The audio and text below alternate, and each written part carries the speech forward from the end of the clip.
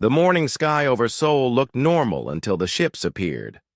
Massive black vessels hung in the air like storm clouds that refused to move. Admiral Hyun-woo stood on the command deck of Earth's main space station, watching the alien ships. Through the large windows, his hands were steady but his heart beat fast. "Sir, they're sending a message," said Lieutenant Jin Ho from his control station. The young officer's voice shook a little. This was the moment everyone had dreamed about and feared. First contact with aliens. Hyun-woo nodded. "Put it on the main screen." The screen filled with the image of a tall, gray-skinned being with large, black eyes. When it spoke, the translation system turned its words into clear Korean. "Greetings, people of Earth. I am High Commander Veltar of the Galactic Hegemony. We come in peace to meet our new neighbors." The alien's voice was smooth and friendly. It smiled, showing white teeth that looked almost human. "We have traveled far to reach your world. We wish to share knowledge and trade with your people." Hyun-woo felt hope rising in his chest. Maybe the stories about hostile aliens were wrong. Maybe these beings really did come in peace. "Welcome to our solar system, High Commander. I am Admiral Hyun-woo of Earth's Unified Defense Force. We are honored to meet you." "The honor is ours," Veltar replied. "Your world is beautiful. We would like to send small ships to your planet to meet your leaders and learn about your culture." Over the next 3 days, the aliens sent down small transport ships. They landed in major cities around the world. The beings inside looked just like Veltar, tall, gray, with kind faces. They brought gifts of strange metals and beautiful crystals. They spoke of trade and friendship between worlds. Dr. So-jin worked in her laboratory beneath the Seoul Space Center. As Earth's top expert on alien life, she had the job of studying everything about these visitors. She examined the gifts they brought and watched recordings of their meetings with world leaders. Something felt wrong to her, but she could not explain what. The aliens seemed perfect.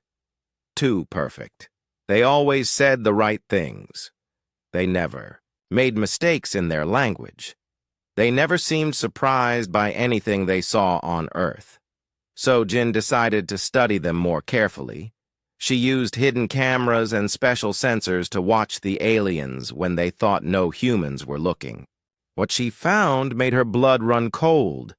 When the aliens thought they were alone, they acted completely different. They did not smile. They did not seem friendly. Instead, they moved like soldiers on a mission. They took pictures of everything: buildings, vehicles, weapons, factories. They collected samples of soil, water, and air when no one was watching. Worst of all, she recorded them talking to each other in their own language. The translation computer worked on their words for hours before giving her the results.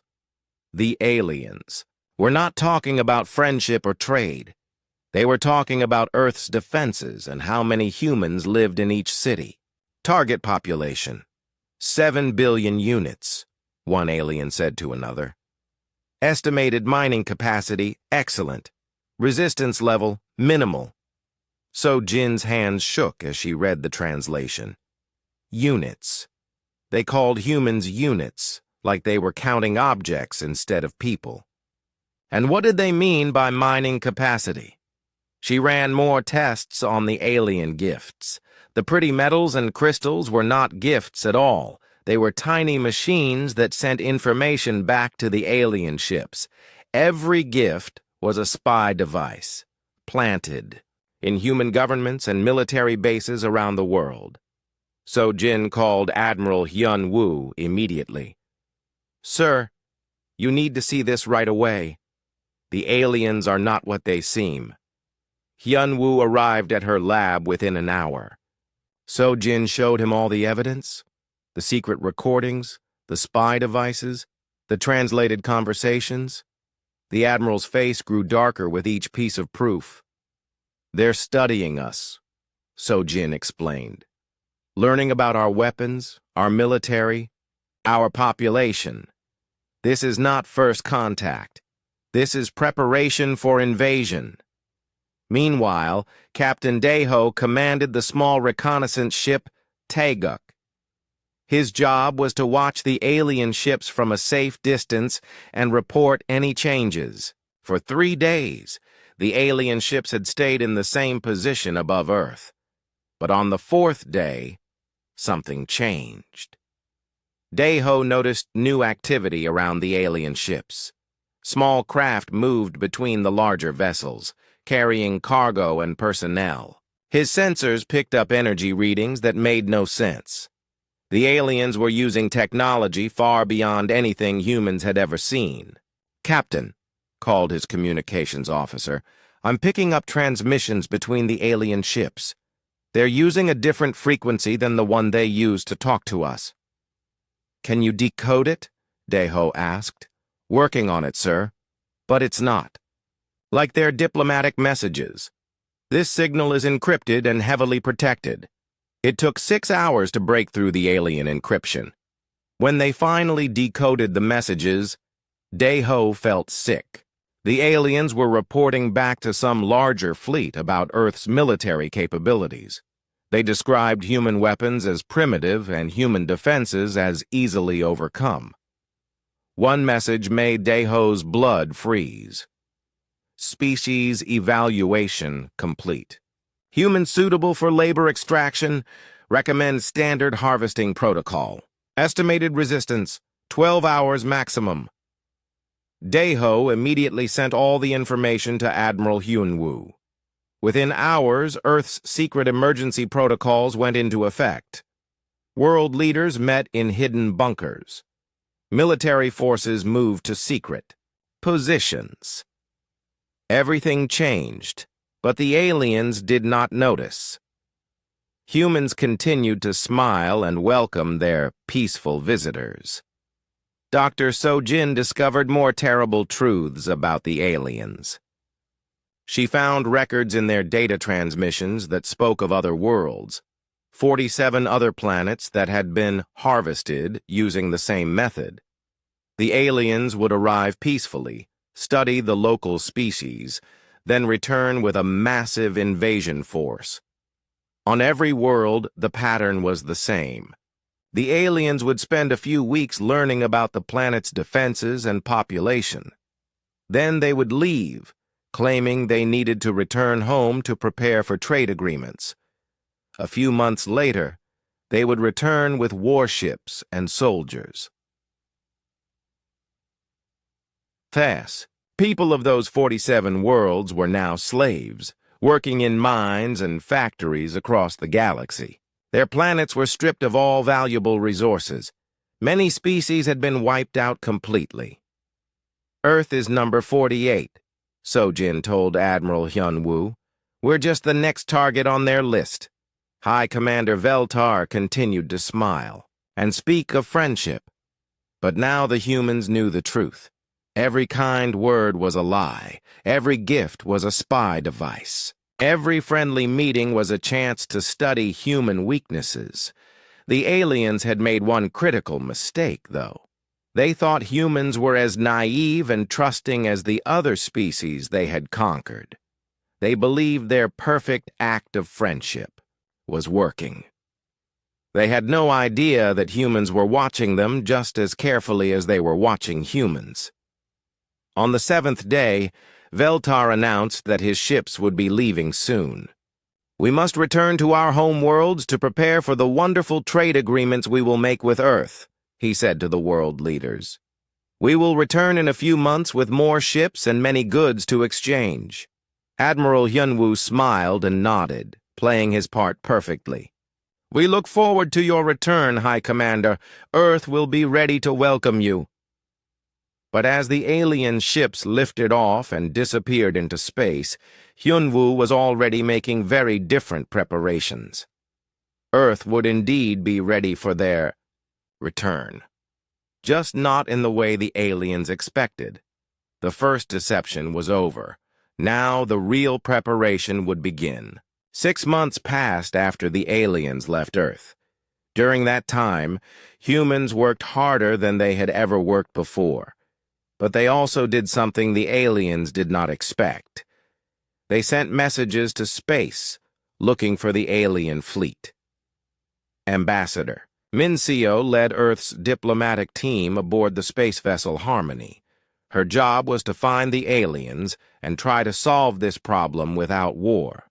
She was smart, brave, and spoke 7 languages perfectly. More importantly, she understood how to negotiate with people who did not want to listen. The alien regional command station hung in space near Jupiter's largest moon. It was huge, bigger than any human city. Dark metal towers reached out like arms, and strange lights blinked along its surface.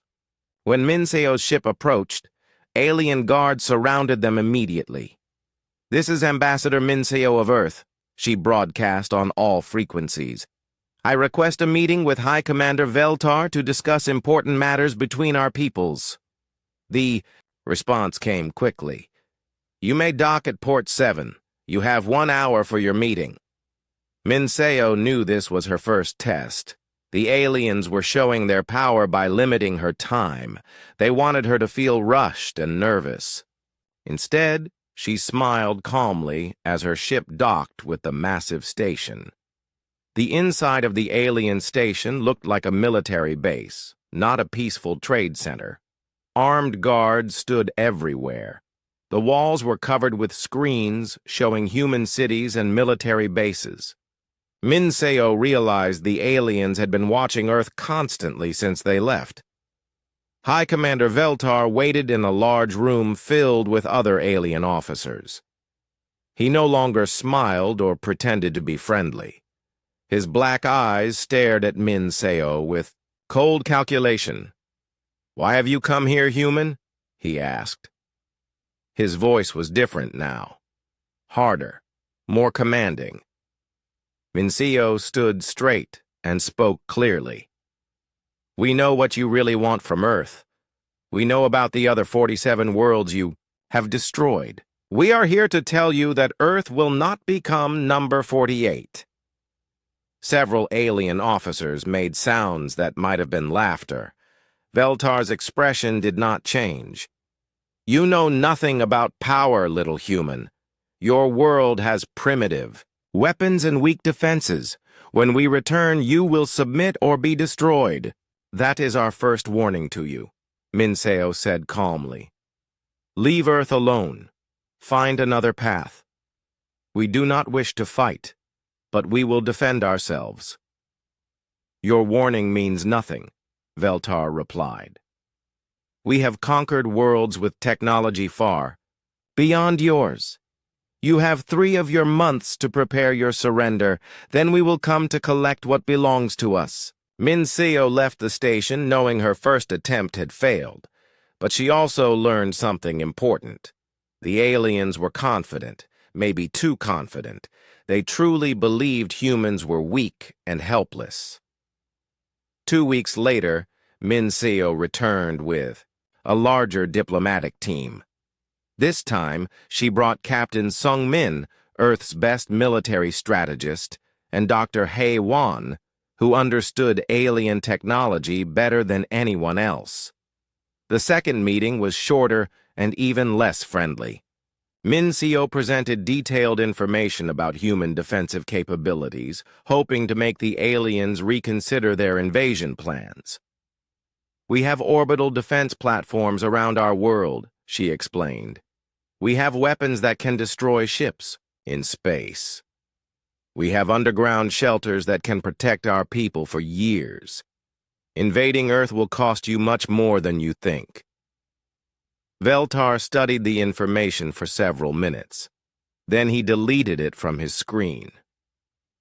"Interesting toys," he said. "But toys are all they are. We have destroyed planets with defenses like these. Your second warning is noted and ignored." The third warning came 1 month later. This time, Min Seo brought video recordings of human military exercises.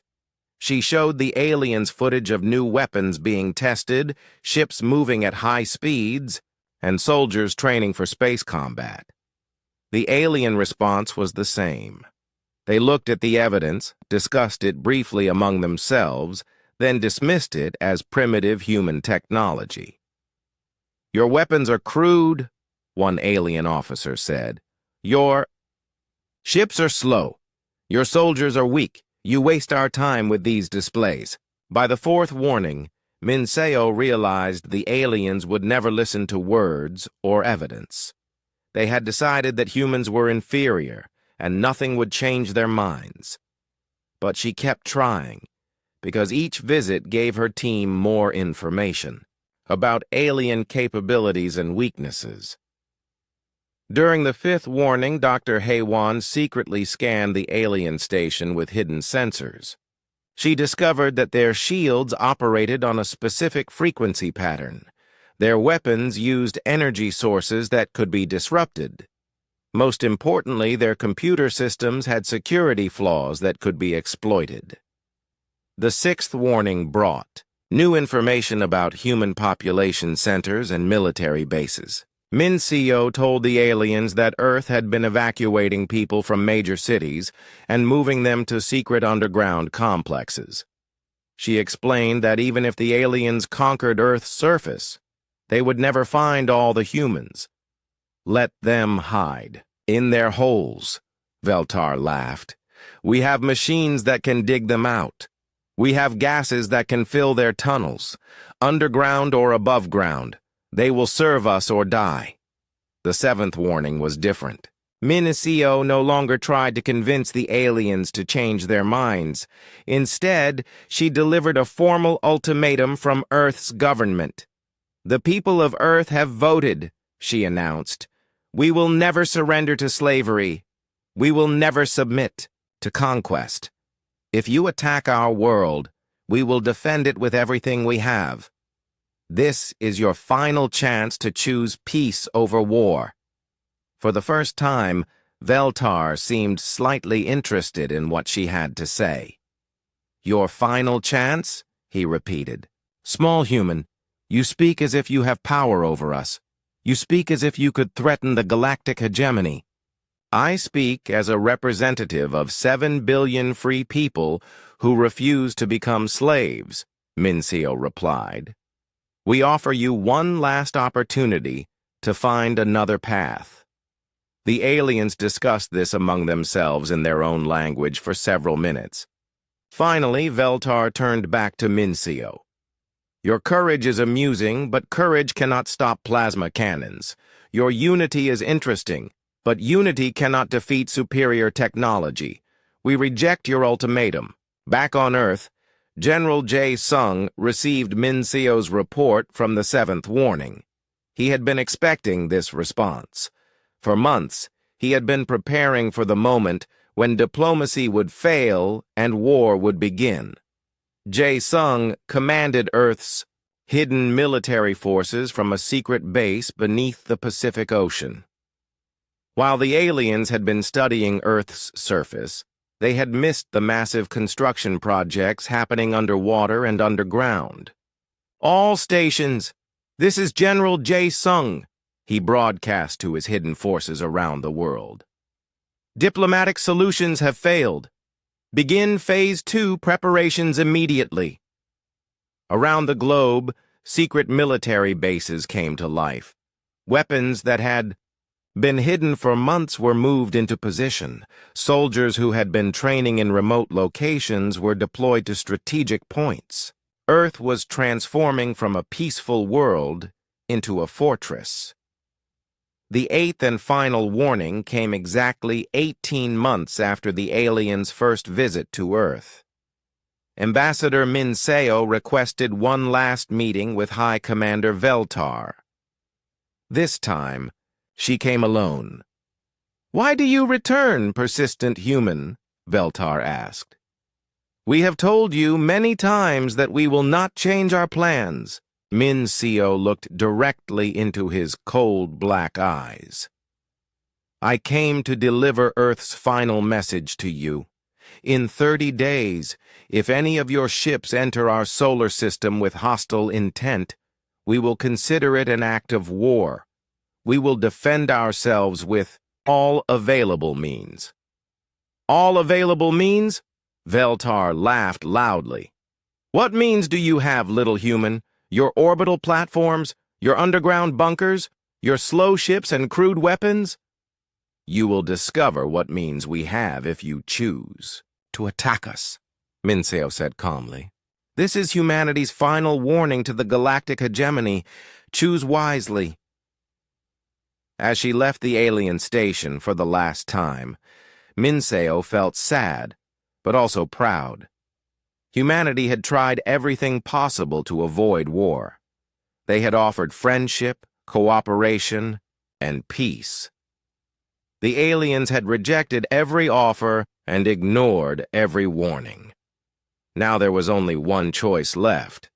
Earth would have to show the galaxy that some species could not be conquered, no matter how powerful their enemies believed themselves to be. The time for warnings was over. The time for action was about to begin. The 30-day deadline was almost over. Around the world, people watched the skies and waited. Most humans had been moved to underground cities that stretched for miles beneath the Earth's surface. These were not simple bunkers, but complete. Communities with schools, hospitals, and farms that could support millions of people for decades. Commander Yujin stood in the control room of Pacific Base 1, located 3 miles beneath the ocean floor. Through the massive transparent walls, she could see construction robots putting the finishing touches on humanity's greatest secret.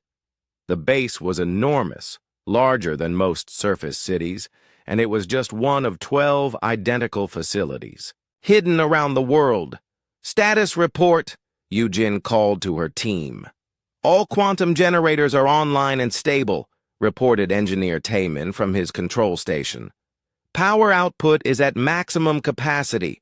We're ready to begin activation of Project Prometheus.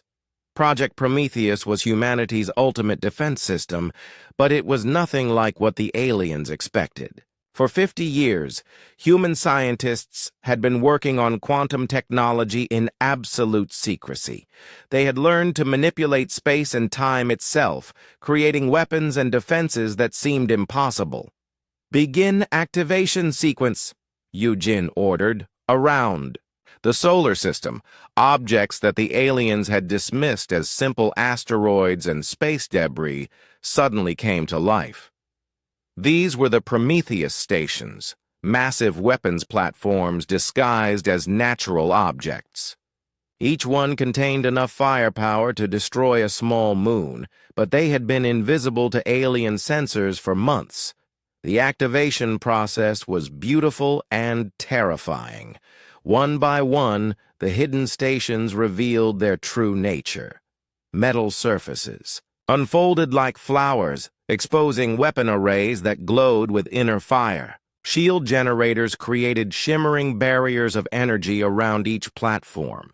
Communication arrays reached out to connect all the stations into a single, coordinated defense network.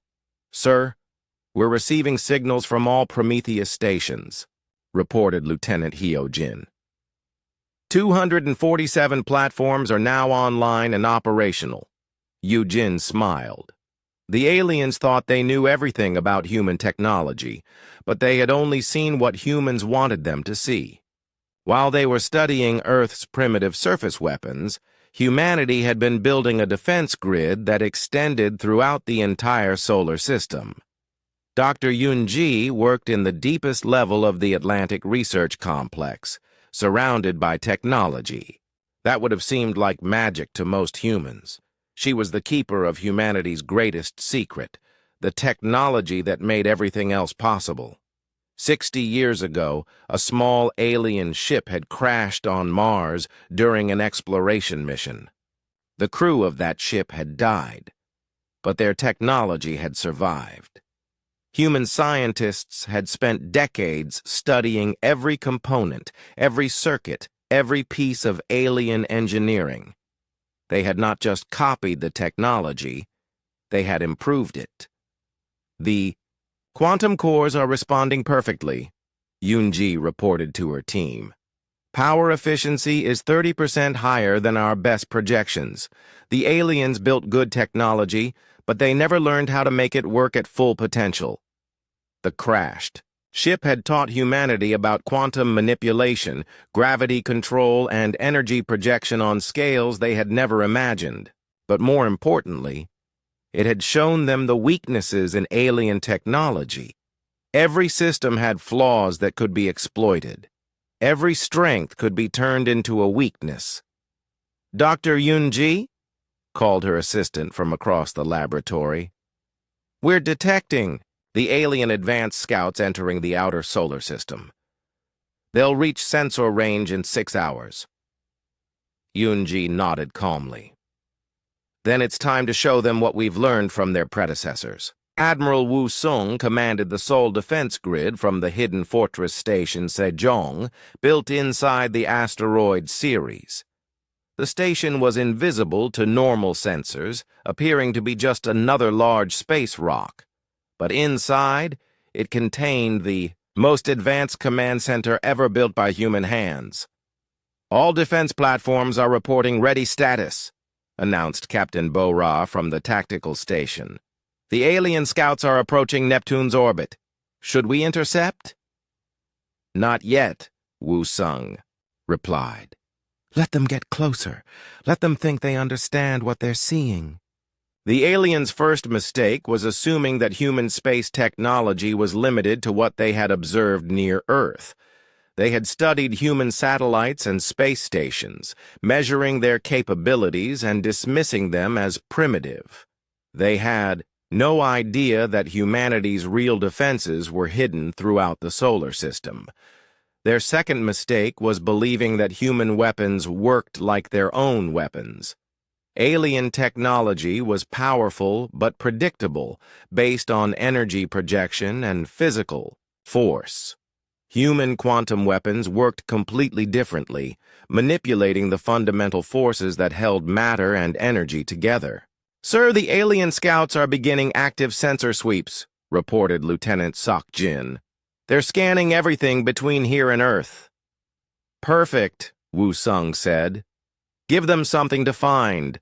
Activate the decoy platforms."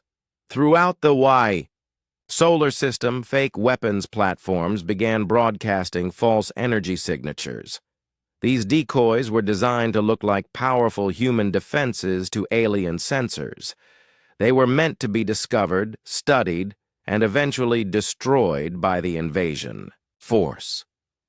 While the aliens wasted time and weapons on the decoys, the real defenses would remain hidden until the moment of attack. It was a strategy as old as warfare itself. Show your enemy what they expect to see while hiding your true strength.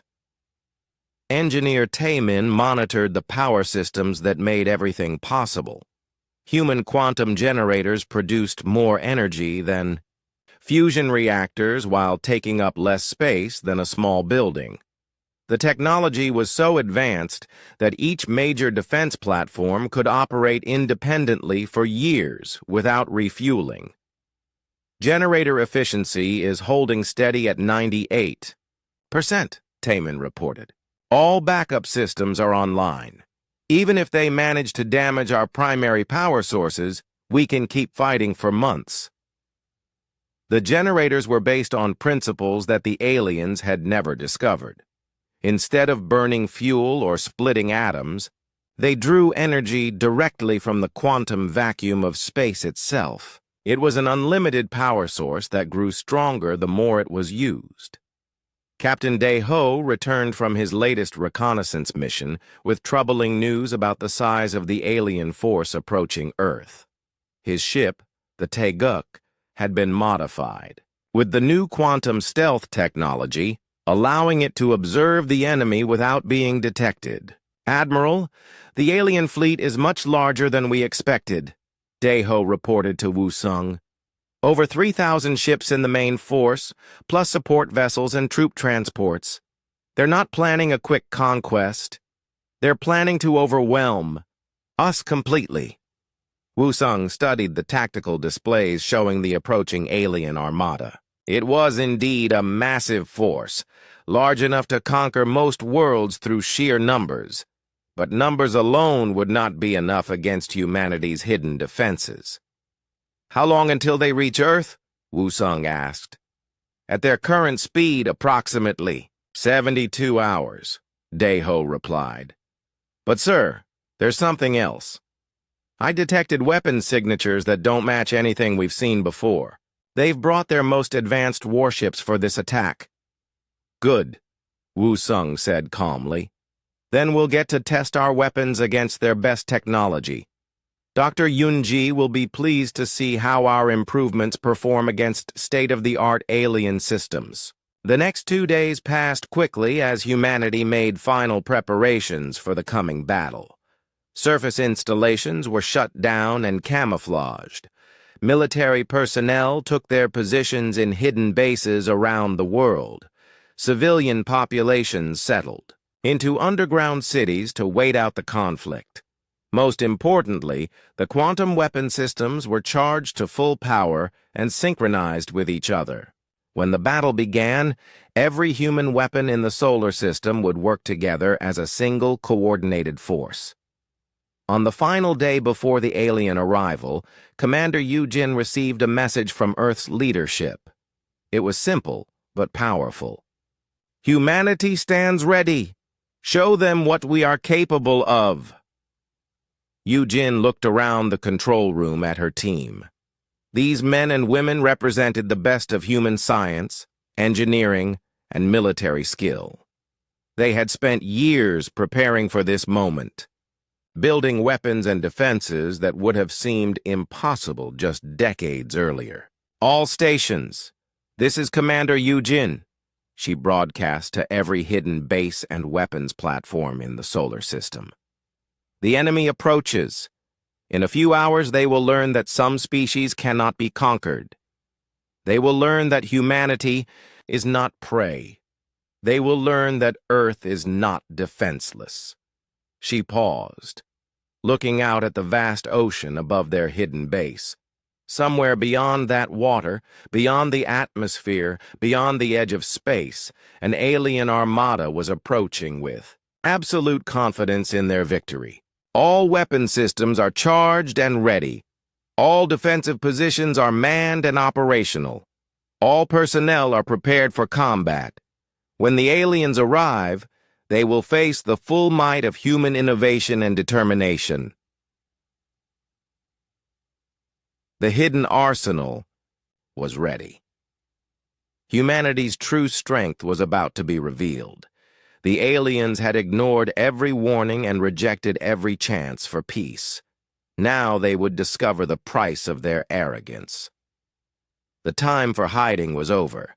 The time for war had come. The first alien fleet appeared at the edge of the solar system, like a dark cloud blocking out the stars. High Commander Veltar led this advance force from his flagship Domination, confident that 500 ships would be more than enough to crush any human resistance. "Begin standard approach," Veltar ordered his crew. "Scan for defensive installations and prepare to destroy any military targets. This should take no more than a few hours." The aliens had used this same strategy on 47 other worlds, with perfect success. Send a medium-sized fleet to break through the defenders, capture key leaders, and force a quick surrender. Simple, efficient, and effective. But as the alien ships moved deeper into the solar system, something felt wrong to their sensors. The defensive platforms they detected seemed too weak, too obvious. Their energy signatures were all wrong for advanced weapons, and they were positioned in predictable locations. "Sir," reported the alien tactical officer, "the human defensive positions appear to be inferior to our intelligence reports. These weapons could not seriously threaten our shields." Veltar frowned. Had his scouts overestimated human capabilities? Or was this some kind of trap? He decided to test the human defenses with a small probe attack. "Launch Assault Squadron Gamma," he ordered.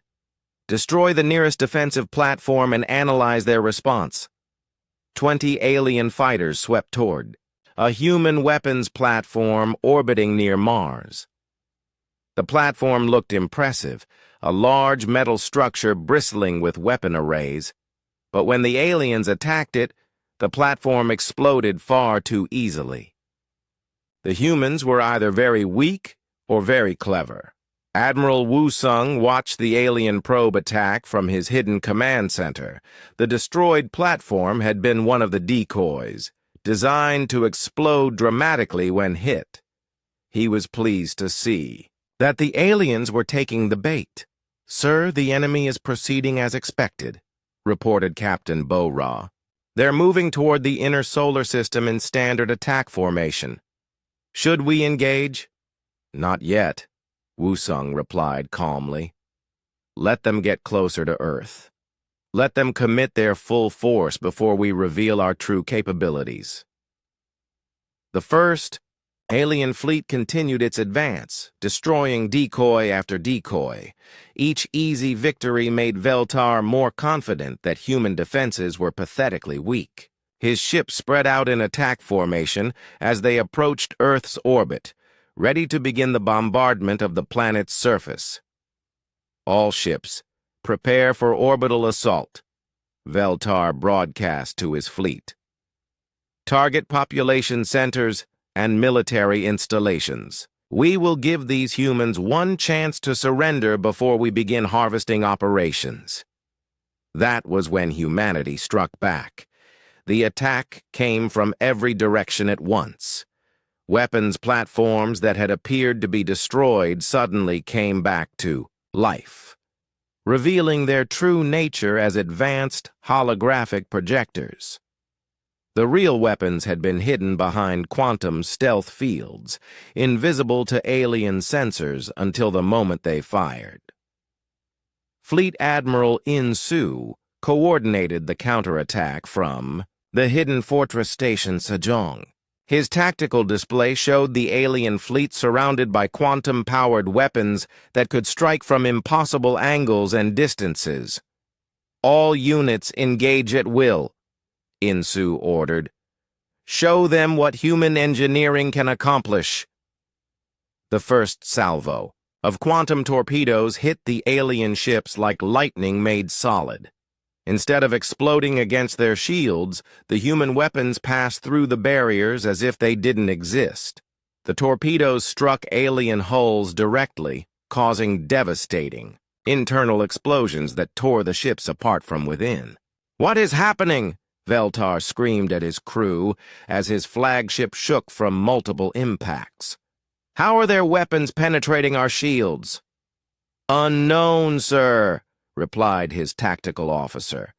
"The human weapons appear to be using some form of dimensional manipulation. Our shield frequencies have no effect on them." Veltar tried to retreat, but it was too late. Human weapons platforms revealed themselves throughout the solar system, each one more advanced than anything the aliens had ever encountered. Gravity cannons pulled alien ships out of formation and crushed them like tin cans. Plasma beams cut through alien armor like hot knives through ice.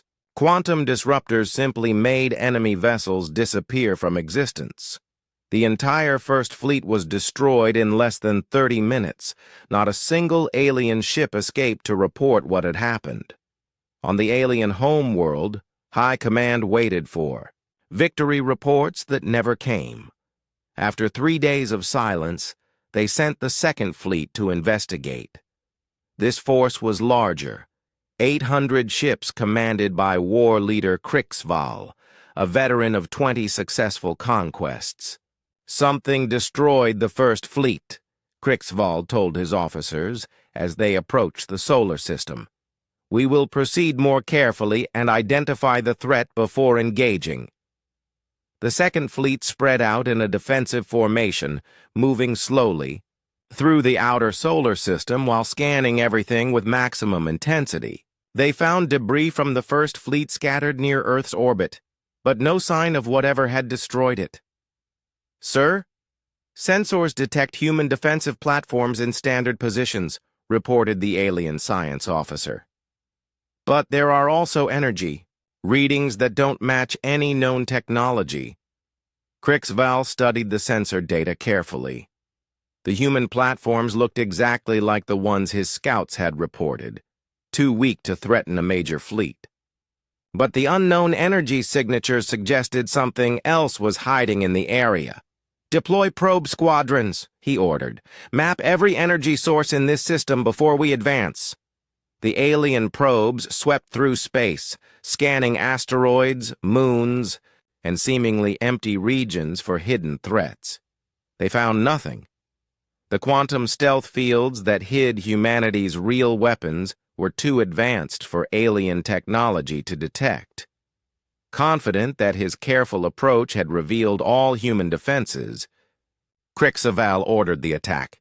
Once again, the aliens advanced toward Earth in standard formation.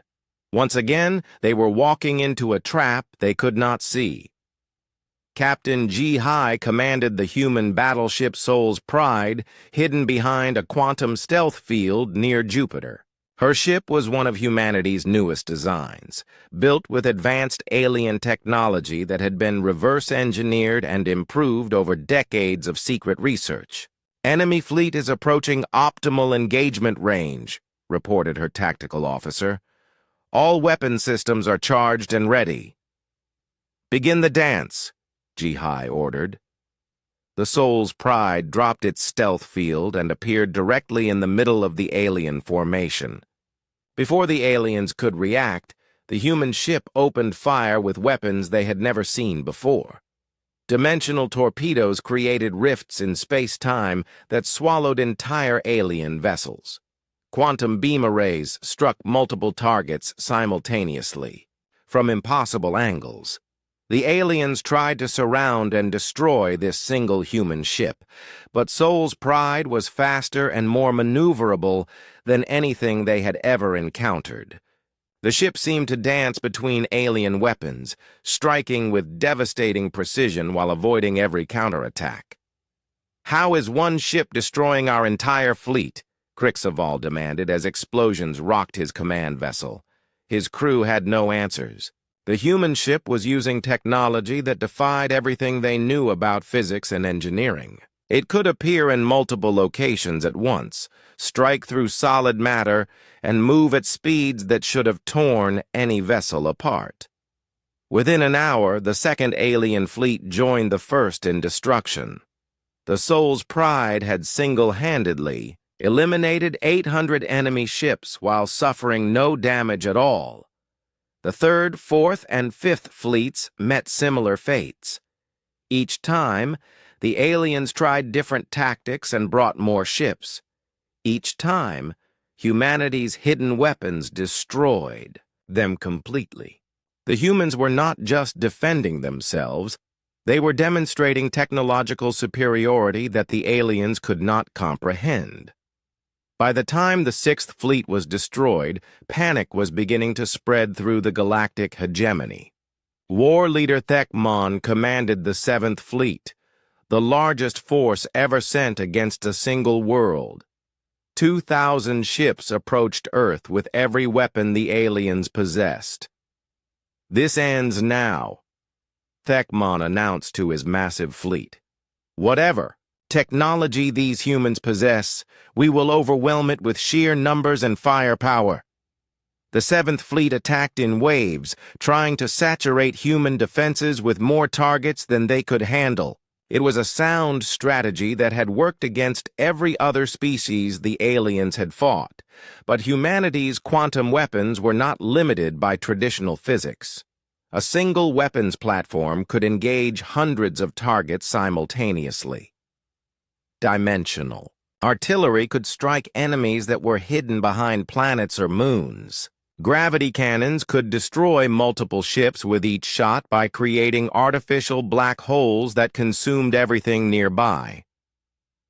Commander Dong Hyun led the defense against the 7th Fleet from his position aboard the mobile command station, New Seoul. His tactical display showed alien ships being destroyed faster than his computers could count them. "Sir, enemy losses are exceeding 90%, reported his operations officer. "Their remaining ships are attempting to retreat." "No retreat," Dong Hyun ordered coldly. "No survivors, no witnesses. They chose this war. Now they will learn its cost." The 7th Fleet was completely eliminated before any ship could escape the solar system. 2,000 alien vessels reduced to scattered debris in less than 6 hours of combat. The 8th and final fleet was commanded by the aliens. Greatest war hero, Battlemaster Zerkot, he brought 3. The Great Council chamber on the alien home world had never seen such chaos. Supreme Overlord Thakmor stood before the massive assembly of hegemony leaders, his gray skin pale with shock and fear. The holographic displays around the chamber showed nothing but empty space where 8 mighty fleets should have been. "Explain this to me," Thakmor demanded, his voice echoing through the silent chamber. "How does a primitive species destroy 10,000 of our finest warships without losing a single vessel of their own?" Intelligence Director Nalvin stepped forward, her hands shaking as she held her datapad. For 30 years, she had provided accurate intelligence about enemy capabilities. Never before had she been so completely wrong about a target species. "Supreme Overlord, our analysis of human technology appears to have been inadequate," she began carefully. "The weapons they used against our fleets operate on principles we do not understand. They seem to manipulate space and time itself." "Space and time manipulation?" Thakmor's voice rose to a roar. "That technology is theoretical. It exists only in our research laboratories. How could these humans have developed something our greatest scientists consider impossible?" War Minister Goktal spoke from his position at the tactical display. "Sir, I've reviewed all combat recordings from our destroyed fleets. The human weapons don't just penetrate our shields, they ignore them completely. Their ships don't just move fast. They appear to exist in multiple locations simultaneously. This is beyond anything we've encountered in 1,000 years of conquest." The chamber erupted in worried voices as council members discussed the implications. Never in the history of the galactic hegemony had they faced an enemy with superior technology. Their entire civilization was built on the principle that they were the most advanced species in the galaxy. "What about the other subjugated worlds?" asked Economic Director Valman. "Are they aware of our defeats? Could this encourage rebellion?" Nalven checked her intelligence reports with growing alarm. "Sir, we're already detecting increased resistance. Activity on 17 occupied worlds. The destruction of our fleets has not gone unnoticed. Some worlds are beginning to question our invincibility." This was Supreme Overlord Thakmor's worst nightmare. The galactic hegemony controlled 47 worlds through fear and overwhelming military superiority. If their subject species learned that the hegemony could be defeated, the entire empire might collapse in rebellion. "We cannot allow word of these defeats to spread," Thakmor declared. "Increase security on all occupied worlds. Crush any signs of rebellion immediately, and find me a solution to the human problem." Dr. Tekron, the hegemony's chief scientist, had been studying the combat data from Earth for days without sleep. His research team had analyzed every sensor reading, every weapon signature, every impossible maneuver performed by human forces. "Supreme Overlord," Tekron reported, "I believe the humans have achieved quantum manipulation technology. They're not just using advanced weapons, they're controlling the fundamental forces that govern reality itself. Is such technology possible?" Thakmor asked. Theoretically, yes, Tekran replied. But the energy requirements would be enormous. The computational complexity would be beyond any system we've ever built.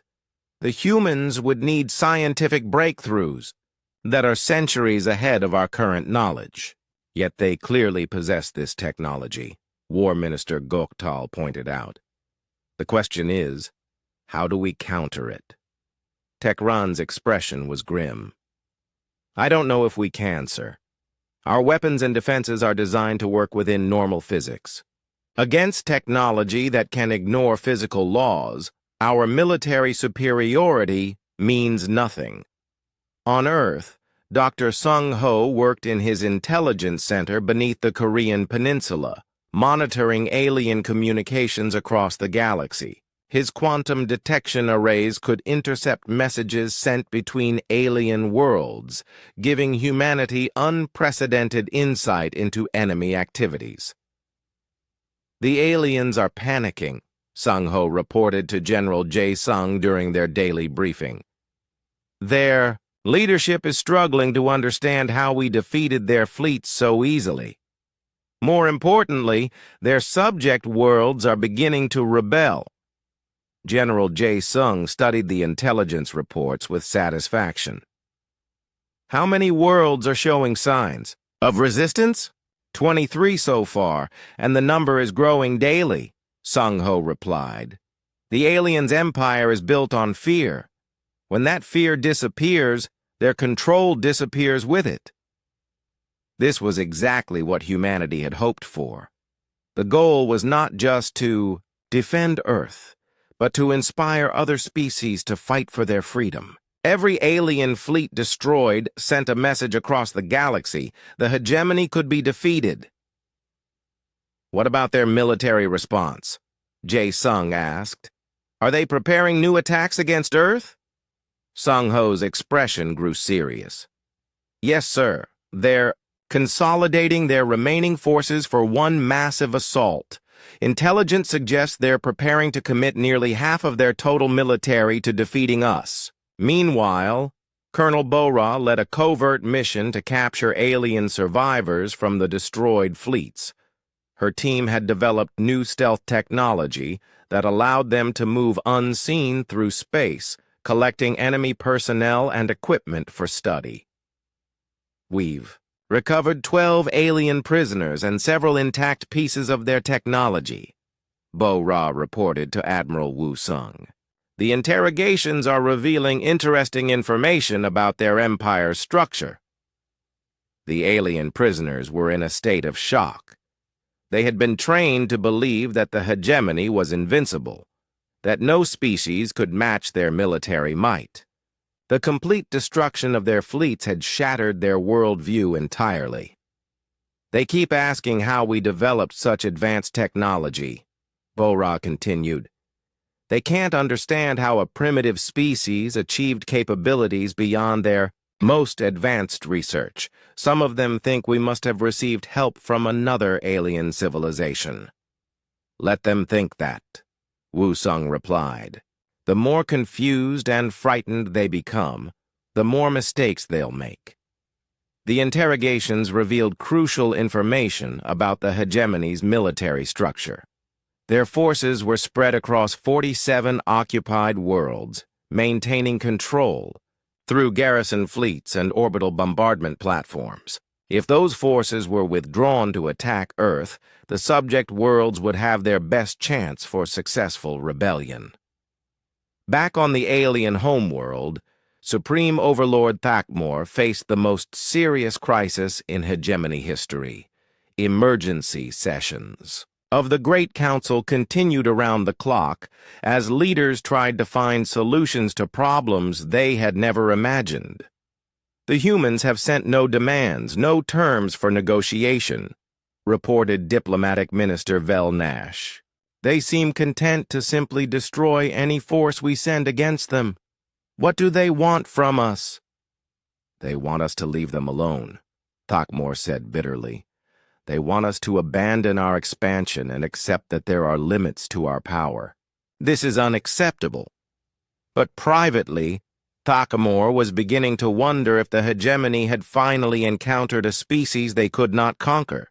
The complete destruction of 8 fleets suggested that humans possessed not just superior technology, but a level of scientific advancement that the aliens could not match. "What about our research into human weaknesses?" he asked intelligence. Director Nalvin. "Surely they have some vulnerability we can exploit." Nalvin's report was deeply disturbing. "Sir, our analysis suggests that human technology is based on principles we don't understand. Their weapons appear to draw unlimited energy from quantum vacuum fluctuations.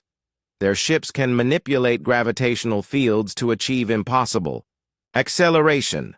Their defenses seem to exist partially outside normal space-time." "You're saying they're more advanced than us?" Thackmore's voice was dangerous quiet. "Significantly more advanced, sir. In some areas, they appear to be centuries ahead of our best technology." The implications were staggering. The galactic hegemony had built their empire by being the most scientifically and militarily advanced civilization in known space. If humans surpassed them in both areas, the entire foundation of their power was threatened. "We have one advantage," War Minister Goktal pointed out. "Numbers. Even if individual human ships are superior to ours, we have thousands of vessels across the galaxy. If we concentrate our entire military force against Earth and leave our occupied worlds defenseless," Thackmore interrupted, "the rebellions would spread across the entire empire. We could lose everything we've built over the past millennium." It was an impossible choice. Attack Earth with overwhelming force and risk losing their empire to rebellion, or accept defeat and watch their reputation for invincibility crumble anyway. Dr. Sung Ho intercepted the hegemony's final decision 3 days later. "Sir, they've made their choice," he reported to General Jae Sung. "They're withdrawing forces from occupied worlds to concentrate against Earth. Nearly 10,000 ships will participate in the final assault." 10,000 ships, Jae Sung repeated thoughtfully. "That's almost half their total military. They're gambling everything on this single attack." "Yes, sir. And the subject worlds are already responding. Rebellion activity has increased by 300% in the past week. The aliens' empire is falling apart." Jae Sung smiled grimly. The aliens were about to make the same mistake that had destroyed every previous fleet sent against Earth. They were assuming that human capabilities had limits, that enough force could overcome any defense. The construction yards of the hegemony homeworld had never seen such activity. For 6 weeks, every shipyard, every factory, every military installation worked without rest to prepare for the largest military operation in galactic history. Supreme. Overlord Thakamor had made his decision. Earth would be destroyed, no matter the cost. Fleet Commander Zeth Kool stood on the command deck of his flagship Dominion's Wrath, watching as thousands of ships gathered in the space around his home world. At over 30 kilometers long, his ship was the largest and most powerful vessel ever built by the hegemony. Its weapons could crack planets, and its shields could withstand the explosion of a star. Status report. Zeth Kool commanded his bridge. "Crew, 9,743 vessels have reported ready for combat," replied his tactical officer. "All ships are fully armed and supplied for extended operations. Troop transports carry 2 million soldiers equipped for planetary assault." Zeth Kool nodded with satisfaction. Never before had such a force been assembled. The 9th Armada represented nearly half of the hegemony's total military might, including ships pulled back from garrison duties across 47 conquered worlds. "What about the experimental weapons?" Zeth Kool asked.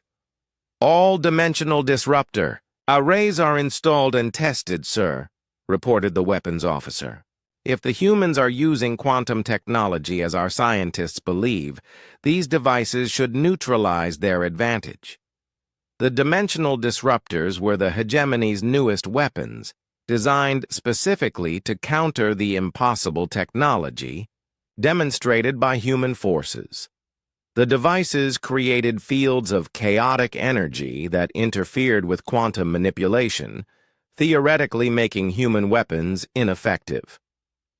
Dr. Vextar, the chief scientist assigned to the Ninth Armada, had worked day and night to develop countermeasures against human technology. "Commander Zeth Kul," he reported, "our analysis of the previous battles suggests that human weapons operate by manipulating quantum fields at the subatomic level. The disruptor arrays should prevent such manipulation within a significant radius around our ships." "Should?" Zeth Kul's voice carried a dangerous edge. "I need certainty, Doctor. This armada represents our last chance to crush human resistance before rebellions spread across the entire empire." "The technology is untested in actual combat," Vextar admitted reluctantly. "But our computer simulations show a 97% probability of success." Zeth Kul studied the tactical displays showing his massive fleet. Every ship type in the hegemony arsenal was represented.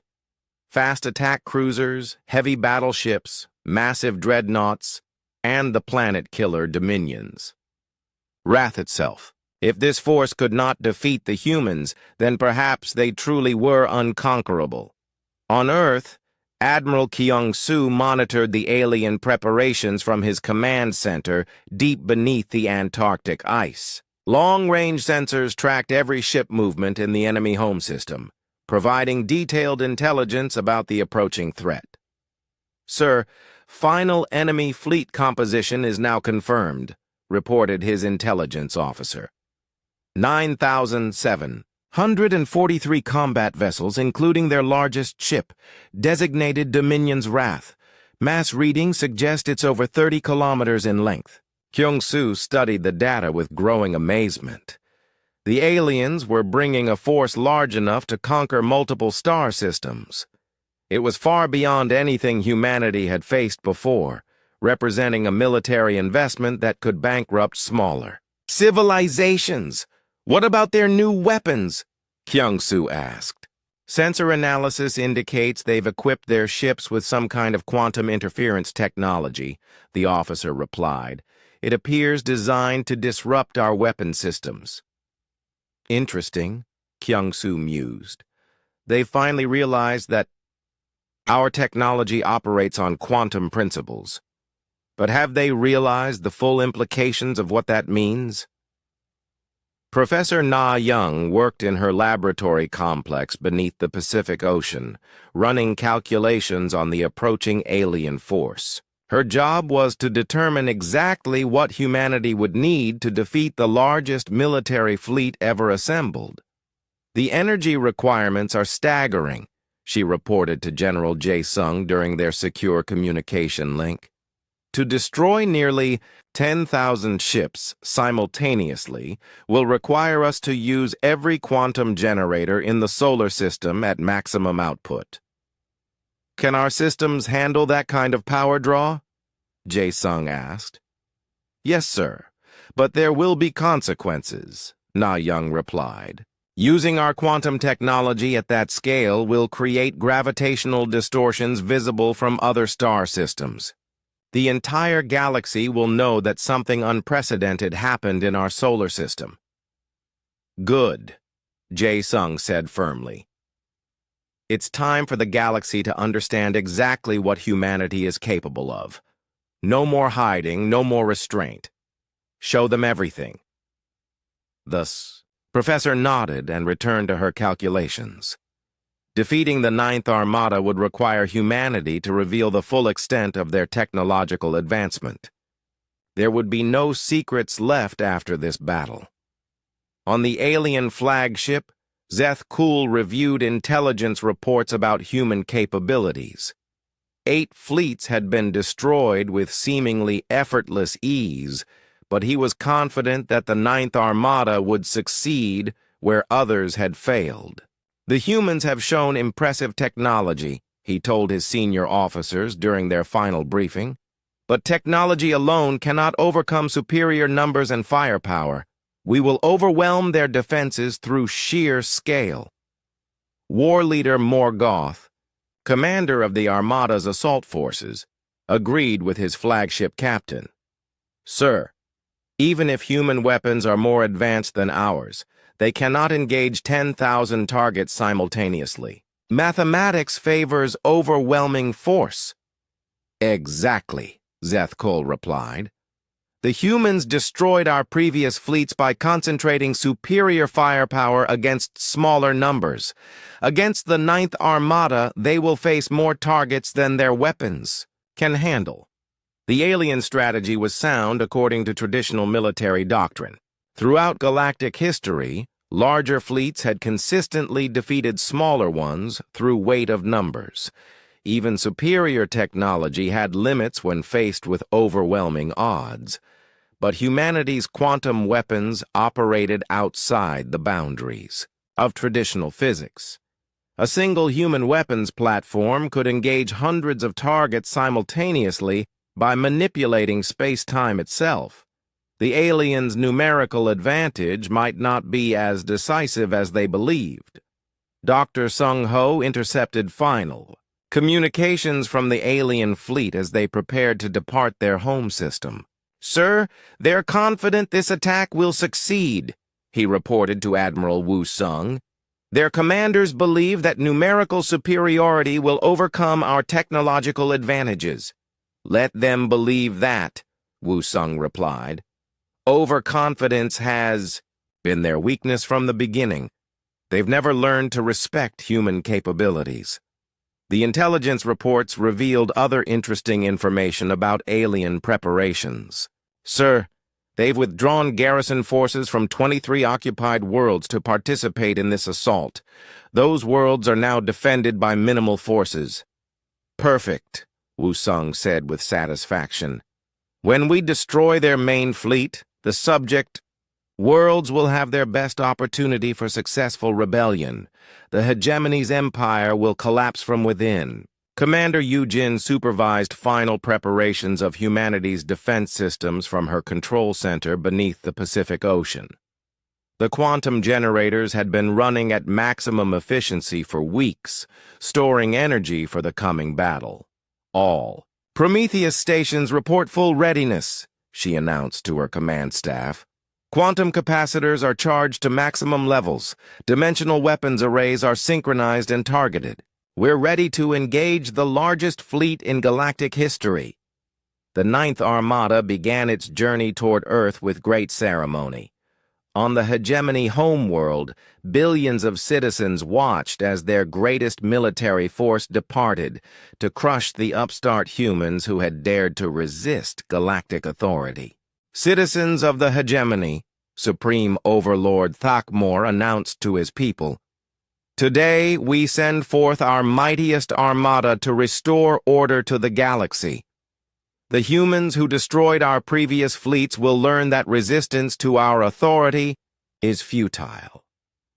The massive fleet moved through space like a dark cloud, its gravitational effects visible from distant star systems. Ships were arranged in perfect formation, creating a display of military might that had never been equaled in galactic history. But as the Ninth Armada traveled toward Earth, events were already unfolding that would determine the fate of the entire galaxy. On occupied worlds across the hegemony, resistance movements watched the skies and prepared for action. They knew that humanity's upcoming battle would decide whether freedom was possible for all species under alien rule. The journey to Earth would take 3 weeks at maximum fleet speed. 3 weeks for the aliens to contemplate their coming victory, and 3 weeks for humanity to prepare the most devastating military surprise in galactic history. When the Ninth Armada arrived at Earth, they expected to find a primitive world defended by weapons they could understand and defeat. Instead, they would encounter technology that would redefine their understanding of what was possible in warfare. The largest military force ever assembled was about to learn that size meant nothing against opponents who had transcended the normal limits of physics and engineering. Earth's final lesson to the galaxy was about to begin. The Ninth Armada emerged from hyperspace at the edge of Earth's solar system like a swarm of metal locusts blotting out the stars. Nearly 10,000 ships spread across space in perfect military formation, their combined mass creating gravitational effects that disrupted the orbits of distant asteroids. Fleet Commander Zeth Kool stood on the bridge of Dominion's Wrath, watching sensor displays that showed the human solar system spread before his armada. "Begin long-range scans," he ordered. "I want detailed information about every defensive installation between here and Earth." The initial sensor sweeps revealed what appeared to be the same human defenses that had destroyed the previous 8 fleets. Orbital weapons platforms, defensive satellites, and patrol ships positioned throughout the system in predictable patterns. "Sir, defensive formations match our intelligence reports," announced the tactical officer. "The humans appear to have made no significant changes to their deployments." Zeth Kool frowned. After destroying 8 fleets, why hadn't the humans strengthened their defenses? Either they were incredibly overconfident, or this was another trap. Given humanity's track record, he suspected the latter. "Activate dimensional disruptor arrays," he commanded. "If the humans are using quantum technology, these devices will neutralize their advantage." Throughout the alien fleet, strange energy fields began radiating from specially modified ships. The disruptor arrays created zones of chaotic quantum interference designed to prevent any manipulation of space-time within their effective radius. Fleet Admiral Insu monitored the alien arrival from his hidden command station inside the asteroid, Ceres. His sensors tracked every enemy ship as they deployed their new weapons, and he smiled at their naive confidence. "Sir, the aliens have activated some kind of quantum interference system," reported Captain Hyojin from her sensor station. "They're trying to disrupt our weapons technology." "Let them try," Insu replied calmly. "They still don't understand what they're really facing. Begin Phase 1 of the defense plan." Throughout the solar system, humanity's hidden weapons remained concealed behind quantum stealth fields that the alien disruptors could not detect. The interference arrays were designed to stop quantum manipulation, but they could not stop what they could not find. The Ninth Armada advanced toward Earth in 3 massive waves, each containing over 3,000 ships. Their formation was designed to overwhelm human defenses through sheer numbers, while their new weapons neutralized humanity's technological advantages. "First wave, begin attack approach," Zeth Kool ordered. "Target all visible defensive installations. Second and third waves. Maintain formation and prepare for breakthrough assault." The first wave of alien ships accelerated toward the outer planets, expecting to encounter the same quantum weapons that had destroyed previous fleets. Instead, they found only conventional human defenses that fought back with missiles and energy beams. "Sir, human weapons appear to be operating normally," reported the alien tactical officer with surprise. "Our disruptor arrays seem to be working. Their quantum technology is not functioning." Zeth Kool allowed himself a moment of satisfaction. Perhaps his scientists had finally found the key to defeating human technology. The first wave swept through the outer solar system, destroying human defensive platforms with traditional weapons and tactics. But Admiral Insu was not concerned by these early losses. The platforms being destroyed were obsolete decoys, designed to be visible to alien sensors and vulnerable to conventional attack. The real defenses remained hidden and untouched. Sir, first wave alien forces have passed Jupiter's orbit, reported Commander Dong Hyun from the tactical station. They're destroying our outer defense platforms as expected. Perfect, Insu replied. Let them think their new weapons are working. Begin Phase 2 when they reach Mars orbit. Captain Seok Jin commanded the human stealth ship New Seoul, hidden behind quantum camouflage near Saturn. His mission was to gather detailed intelligence about alien capabilities before the main battle began. Enemy ships are using standard approach, tactics, he reported to Fleet Command. Their quantum disruptors are creating interference fields around each major vessel, but the fields only extend about 50 kilometers from their hulls.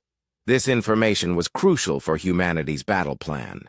The alien disruptors could prevent quantum manipulation within a limited range, but they could not protect the entire fleet simultaneously.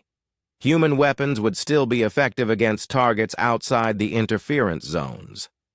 As the first alien wave approached Mars, Admiral In-Soo gave the order that began Earth's greatest military demonstration.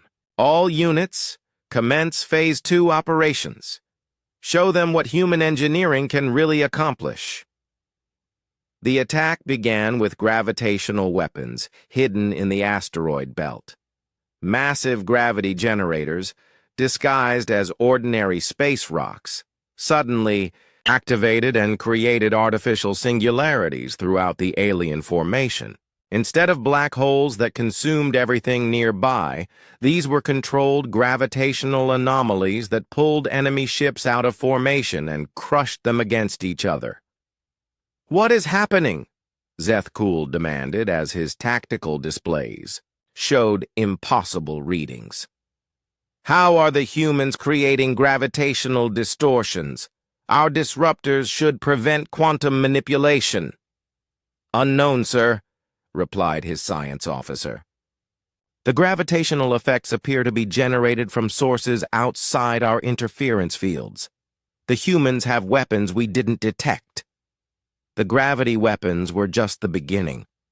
As alien ships struggled to maintain formation against the artificial gravitational fields, humanity's hidden arsenal revealed itself. Weapons platforms emerged from quantum stealth throughout the solar system, each one more advanced than anything the aliens had encountered. Captain Ji-Hai led the counterattack. From her command ship, Soul's Pride, now upgraded with the most advanced human technology ever deployed. Her ship could exist in multiple dimensions simultaneously, allowing it to attack enemies from angles that defied three-dimensional physics. "Target the alien command vessels," she ordered her weapons officer. "Demonstrate our dimensional warfare capabilities." Soul's Pride opened fire with weapons that existed partially outside normal space-time. Dimensional torpedoes struck alien ships by bypassing their shields and armor entirely, materializing inside enemy hulls and detonating with devastating effect. The aliens tried to target the human ship, but their weapons could not lock onto a vessel that existed in multiple dimensions at once. Soul's Pride seemed to flicker in and out of existence, striking with deadly precision while remaining untouchable. "Impossible!" Zethkul roared as he watched a single human ship tear through his first wave formations. "No technology can allow matter to exist in multiple dimensions simultaneously." But humanity had mastered technologies that the aliens considered theoretically impossible. Decades of secret research had unlocked the fundamental principles that governed reality itself, allowing human weapons to transcend normal physical limitations. Commander Yu-Jin coordinated the solar system-wide defense from her deep ocean command center.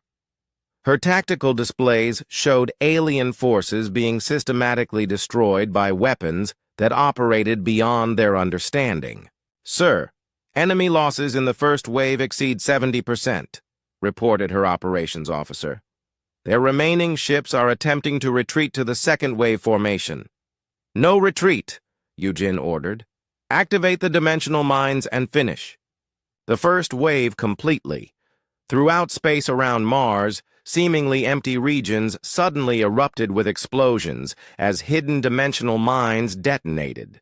These weapons existed in folded space-time, invisible to normal sensors until they activated. The remaining ships of the first alien wave were consumed in a series of explosions that tore holes in reality itself. Zethkul watched in horror as his entire first wave was annihilated by weapons that seemed to violate the basic laws of physics. 3,000 ships reduced to scattered atoms in less than 2 hours of combat. Sir, shall we proceed with the second wave attack? Asked his tactical officer nervously. Yes, Zethkul replied grimly. We committed everything to this assault. We cannot retreat now. The second wave advanced with more caution, spreading out to avoid concentrated fire and activating maximum defensive measures. But humanity's response was even more devastating than before. Admiral Wu Sung personally commanded the defense against the second wave from his flagship Terra's Vengeance. The ship was humanity's newest design, incorporating technologies that pushed the boundaries of what matter and energy could accomplish. Begin temporal displacement attack, Wu Sung ordered. Terra's Vengeance fired weapons that struck their targets in the past, destroying alien ships before they could activate their defenses. From the aliens' perspective, their vessels simply began exploding for no apparent reason, as if reality itself had turned against them. How are they destroying our ships before we're attacked? An alien officer screamed over the communications network. This is beyond impossible. The temporal weapons were humanity's most closely guarded secret, technology that allowed them to manipulate the flow of time itself. By striking enemies in the past, they could eliminate threats before those threats had a chance to respond. Dr. Yunji monitored the battle from her research laboratory, watching as humanity's most advanced weapons performed flawlessly against the Ellie. The news of the Ninth Armada's destruction spread across the galaxy like wildfire. On every world under hegemony control, the impossible had become reality. The invincible alien empire could be defeated. Within hours of the battle's end, rebellions erupted on dozens of occupied planets. Ambassador Yejin stood in the newly constructed diplomatic vessel Harmony's Dawn as it approached the former hegemony capital world. 3 months had passed since the destruction of the alien fleet, and the galaxy had transformed completely. Where once there had been a single oppressive empire, now there were dozens of free worlds working together. Ma'am, we're receiving a transmission from the planet's surface, reported Communications Officer Min Ho. The provisional government is requesting permission to formally surrender to human authority. Yejin smiled at the irony. Just 1 year ago, she had been warning these same aliens to leave Earth alone. Now they were begging for humanity's protection from their own rebellious subjects. Tell them we'll meet with their representatives, she replied. But make it clear that we're not here as conquerors. We're here as peacekeepers and mediators. The former hegemony homeworld was a shadow of its former self. The massive military shipyards hung empty and silent. The great towers where alien leaders had planned galactic conquest were dark and abandoned. The empire that had ruled 47 worlds for 1,000 years had collapsed in a matter of weeks. Supreme Overlord Thakmor, once the most feared being in the galaxy, waited in a small conference room with only 3 advisors. His gray skin looked pale and aged, and his once commanding presence had withered into desperate humility. Ambassador Yejin, he said as she entered. "Thank you for agreeing to meet with us. We request terms for surrender." "You're surrendering to the wrong people," Yejin replied calmly. "Humanity doesn't want to rule your worlds. You need to negotiate with the species you enslaved for the past millennium." The truth was that humanity had no interest in building an empire. Their goal had been to defend Earth and inspire others to fight for freedom. The collapse of the hegemony was not their victory.